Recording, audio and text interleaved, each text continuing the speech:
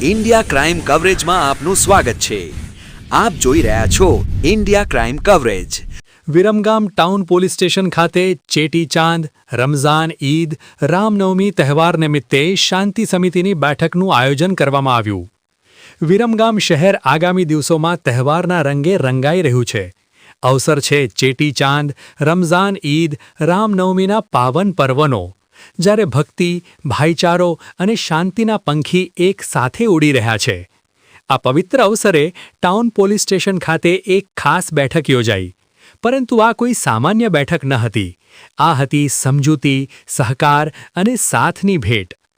Town police inspector doctor K S. દવેની અધ્યક્ષતામાં યોજાયેલી શાંતિ સમિતિની બેઠકમાં હિન્દુ, મુસ્લિમ, સિંધી સમાજના આગેવાનો એક જ મંચ પર આવ્યા। દરેકની આંખોમાં એક જ ઈચ્છા કે આ તમામ તહેવારની ભાઈચારા અને પ્રેમથી ઉજવણી કરીએ। Town police inspector doctor K S. Dave તેમજ police sub inspector Hardiksinh Gohil દ્વારા બંને સમાજના આગેવાનોને સૂચનો કરવામાં આવ્યા હતા અને તહેવારો હેમખેમ પાર પડે તેવી આશા વ્યક્ત કરવામાં આવી હતી। બેઠકમાં ઉપસ્થિત દરેક આગેવાનોએ એક જ સ્વરમાં સંકલ્પ કર્યો કે આ ચેટીચાંદ, રમઝાન ઈદ, રામનવમી ફક્ત એક તહેવાર નહીં, પરંતુ આપણા મેળાપની પળ હશે। વિરમગામ ફરી એકવાર સાબિત કરવા જઈ રહ્યું છે કે તહેવાર ત્યારે જ પવિત્ર બને જ્યારે તેમાં સમાજના દરેક હૃદયની એકતા ગૂંજતી હોય।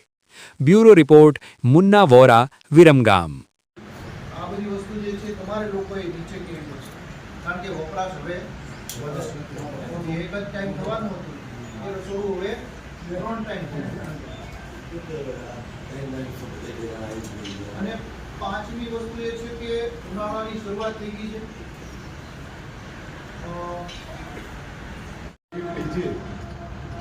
5 કે 7 ટ્રેક્ટર હશે ને મોટલા રે ઘોડા રહેશે। 500 મેક્સિમમ માણસો ગણી શકે, મેક્સિમમ 400 આપણે ગણીએ, 400 આસપાસ સમથિંગ છે। પણ આવતા જતા એટલે આવતા જતા વચ્ચે એવી રીતે રહેશે।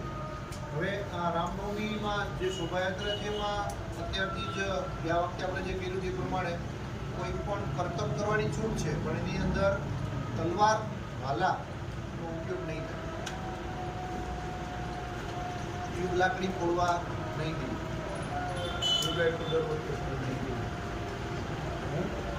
ટ્યુબ લાકડી જાય અને તેમ છતાં તમારે કંઈ એવું હોય વિશેષ તો પ્રાંત સાહેબ સાથે વાત કરી લઈશું, કારણ કે એનું જાહેરનામું હોય છે ને એની અંદર કોઈ પણ એવા તહેવારોનું એનું શું છે સાહેબ, અત્યારે તેમાં પ્રેક્ટિસ ચાલુ કરીએ એમાં 13 વર્ષ 14 વર્ષના છોકરાઓને પ્રેક્ટિસ કરાવી। ગયા વખતે મેં તલવારો લઈને જમા લીધી હતી, એવું ના થાય।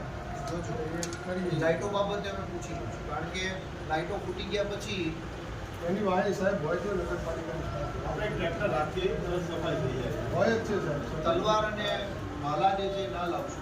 એ સિવાય તમે જે કરતબના સાધનો છે, ગોળ ચક્કર છે, પછી તમારું જે કંઈ પણ પેલું પટ્ટી લાઈટ એનો તો વાંધો નહીં।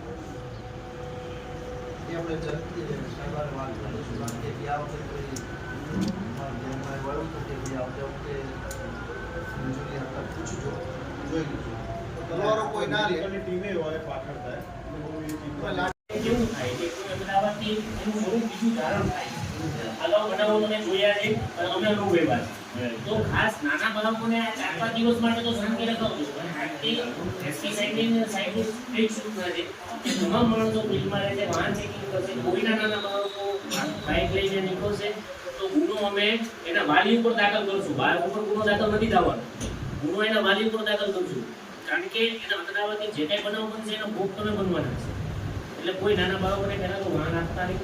બીજી મહત્વની વસ્તુ કે આપણે સોશિયલ મીડિયા બધા વાપરીએ છીએ, મેસેજ ફોરવર્ડ કરતા પહેલાં એક વખત એને વાંચવાનો આગ્રહ રાખજો। તમે નહીં વાંચો, મેસેજ ફોરવર્ડ કરશો, સોશિયલ મીડિયાની તમામ ગ્રુપ ઉપર અમારી વોચ અત્યારે ચાલુ છે, અમારી ટીમ કાર્યરત છે। જો કોઈ ખોટો મેસેજ વાયરલ કરશો અને એમાં નામ આવશે તો કાયદેસરની કાર્યવાહી કરતા 1 મિનિટ પણ અટકાશો નહીં। બીજી વસ્તુ, દરેક સમાજમાં, દરેક જગ્યાએ, દરેક મોહલ્લામાં 2-3 એવા નોટરીયસ હશે કે જે આ બધી પ્રવૃત્તિને પ્રમોટ કરતા હશે। તો આગેવાનોની ફરજ એટલી છે કે અમને, મને કે દવે સાહેબને આવી અથવા તો ફોન કરીને એટલું કે સાહેબ ફલાણો ભાઈ છે, એને તમે જરા બોલાવી અને બોલાવો, ઠપકો આપો। અમે અહીંયા બોલાવશું, કોણે કીધું છે એમાં નથી કેવું, અમે અમારી પોલીસની ભાષામાં એને ઠપકો આપશું। તો આ 3 વસ્તુ એટલી મહત્વની છે કે આપણા હિન્દુ અને મુસ્લિમ બે તહેવારો શાંતિથી પસાર થાય એવો પ્રયત્ન કરવા માટે આ ખૂબ જ ઇમ્પ્લિમેન્ટ જરૂરી છે. તો હું એવી અપેક્ષા રાખું કે આ ત્રણેય મુદ્દા પ્રત્યે સિન્સિયર થઈ અને આમાં થોડું ધ્યાન આપી અને પોલીસ